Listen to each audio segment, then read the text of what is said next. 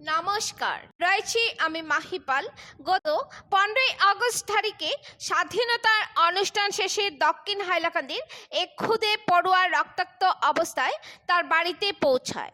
প্রথম শ্রেণী পড়ুয়া দামছড়া গ্রামের এক শিশুকন্যা যৌন নির্যাতনের শিকার হয়ে বাড়িতে পৌঁছায়। তার গুপ্তাঙ্গে রক্ত প্রবাহিত হওয়ায় তাকে হাসপাতালে নিয়ে যাওয়া হয় তার পরিবার কর্তৃক। মেয়েটির চিকিৎসা চলছে শিলচরে। কোনো এক অজানা লম্পটের শারীরিক লালসার বলি হয়েছে সে। ধারণা করে এলাকায় চাঞ্চল্য ছড়িয়ে পড়ে। তার পরিবারের লোকেরা স্কুল কর্তৃপক্ষের সাথে যোগাযোগ করলে স্কুল কর্তৃপক্ষ জানান স্বাধীনতা দিবসের আনুষ্ঠানিকতা শুরু হয় সকাল 7 ঘটিকা থেকে এবং চলে সকাল 11:30 অবধি। ইত্যবসরে মেয়েটির অবস্থা বেগতিক দেখে চিকিৎসকের পরামর্শে তার পরিবার রামনাথপুর পুলিশে শিশু যৌন হেনস্থার অভিযোগ করে। পুলিশ তদন্তে নেমে দক্ষিণ হাইলাকান্দির Morning View Senior Secondary School কর্তৃপক্ষকে থানায় ডেকে পাঠায়।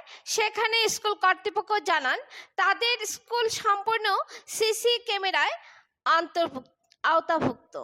রামনাথপুর পুলিশ তদন্তে নেমে প্রথমে স্বাধীনতা দিবসের দিনে সকাল 7 ঘটিকা থেকে 11টা পর্যন্ত স্কুলের সম্পূর্ণ ফুটেজ নিরীক্ষণ করে তাতে দেখা যায় প্রথম শ্রেণীর পড়ুয়া চঞ্চলমনা মেয়েটি অত্যন্ত আনন্দের সাথে সে স্বাধীনতা দিবসের অনুষ্ঠান উপভোগ করছে। এদিকে সে সকাল 11টায় তাকে সুস্থভাবে স্কুল ত্যাগ করতে দেখা যায়। মেয়েটি তার বাড়িতে পৌঁছায় বিকাল 3 ঘটিকায়। তার জামাকাপড় রক্তাক্ত ছিল। News desk report. ধন্যবাদ।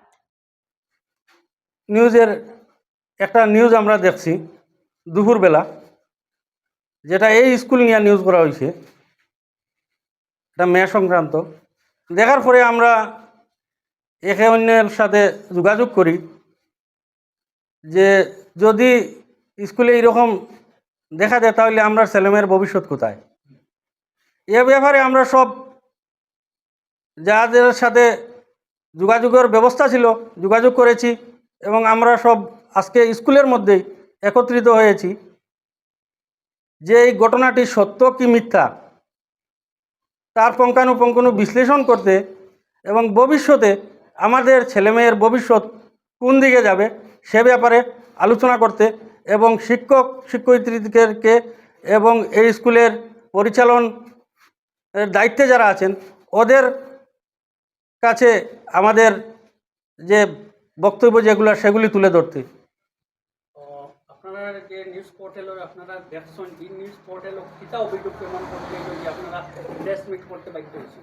এই স্কুলের একটি প্রথম শ্রেণীর মেয়ে সাথে কোনো একটা ছেলে স্কুলের ইউরিনেলে অপকর্ম করেছে,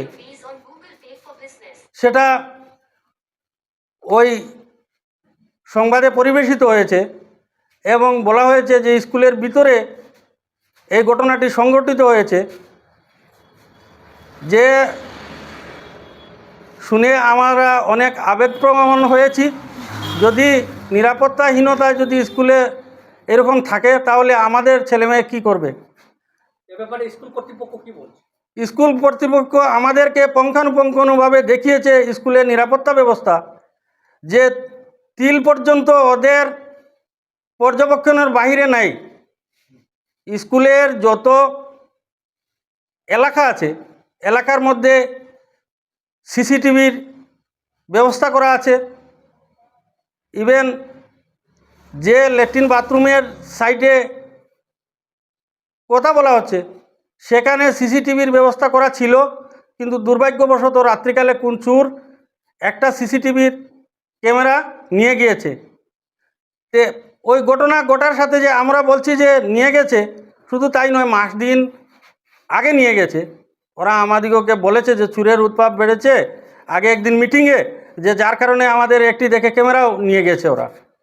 তাই আমরা এই কথাটা বিশ্বাস করতে বাধ্য হচ্ছি। কিন্তু আজকে যে আমরা এখানে উপস্থিত হয়ে স্কুল কর্তৃপক্ষের সাথে আলোচনা করে, শিক্ষকদের সাথে আলোচনা করে আমরা স্কুলের পরিবেশ দেখে আগেই তো আমরা সহমত পোষণ করে বাচ্চাদেরকে দিয়েছি। আজ আমরা আবার সন্তুষ্টি প্রকাশ করছি। তৎসঙ্গে এই যে পোর্টালের সংবাদ পরিবেশক যিনি, উনাকে উনার কাজের জন্য ধিক্কার জানাচ্ছি। যদি উনি দামছড়া পর্যন্ত যেতে পারলেন ওদের কথা শোনার জন্য, স্কুল কর্তৃপক্ষের কাছে কেন আসলেন না তিনি?